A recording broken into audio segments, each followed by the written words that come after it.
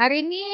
di Dewan SMK Taman Melawati berlangsungnya Hari Informasi Akademik dan Pendidikan Terjaya di mana kita menjemput semua murid tingkatan 5, 4 dan 3 untuk sama-sama ke Dewan untuk menyaksikan ataupun melihat booth pameran daripada pihak pempamer iaitu universiti